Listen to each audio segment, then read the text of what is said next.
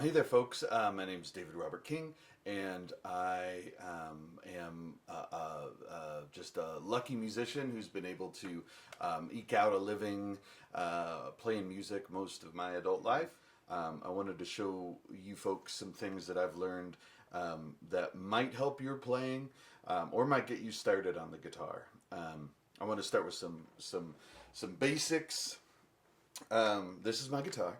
This is my old trusty Martin HD16 LSH, I believe, and I believe it was made in maybe 2006, and I've had it since 2007. It has been a workhorse for me. It's a great guitar and sort of an unsung model in the Martin line. Anyways, enough about that. Let's get to the nitty gritty. So I'm not going to go over all the parts of the guitar. That information is widely available. I will tell you that there's a lot of tips and tricks out there online and whatnot, which they're often really great.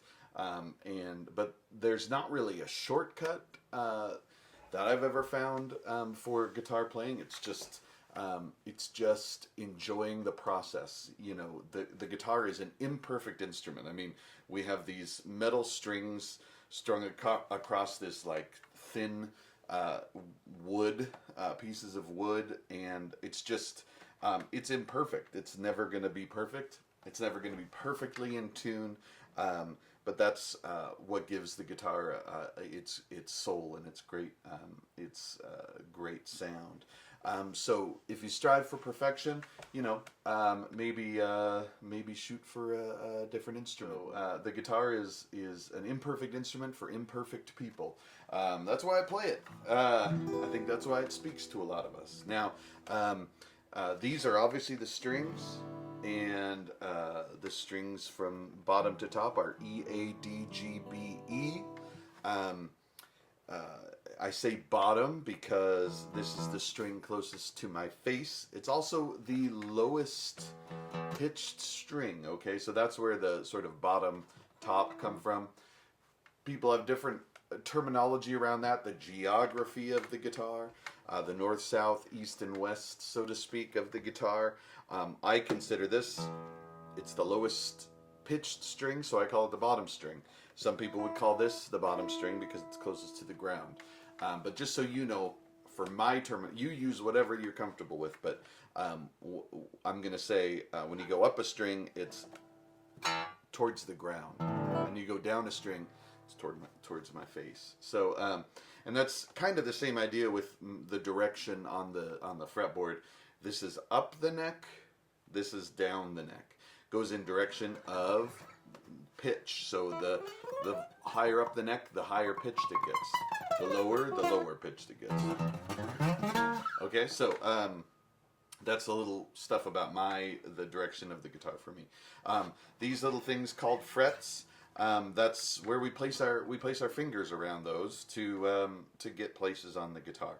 Now, when you are placing your fingers on the frets, you want to be sure to use the tip of your fingers as much as possible. There's some certain chords that make it sort of impossible to use the very tip, but it's always going to sound better. It's going to be easier on your hands and everything if you use the tip of your fingers.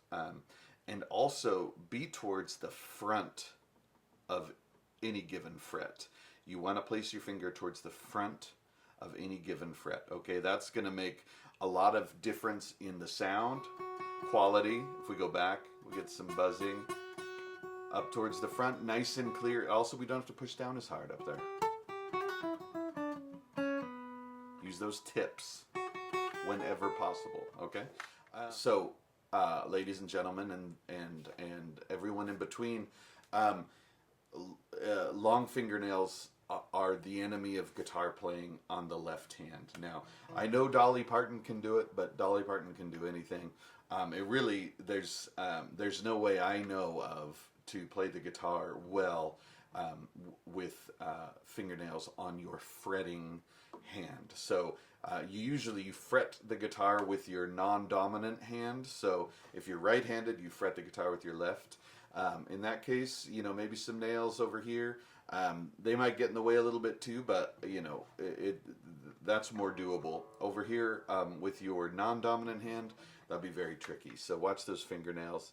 And also, there's I've never met someone whose fingers aren't able to play the guitar. So an excuse, we hear a lot is my fingers are too short, my fingers are too fat, my fingers are too whatever.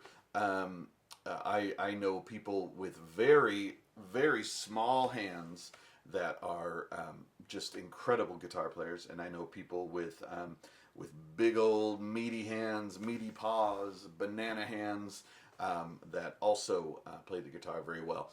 I will say I do, folks that have the long skinny fingers, is it an advantage? Yeah, probably. But really the guitar is about hand strength. Somebody with strong hands is going to have a great time playing the guitar, regardless of the size of their hands.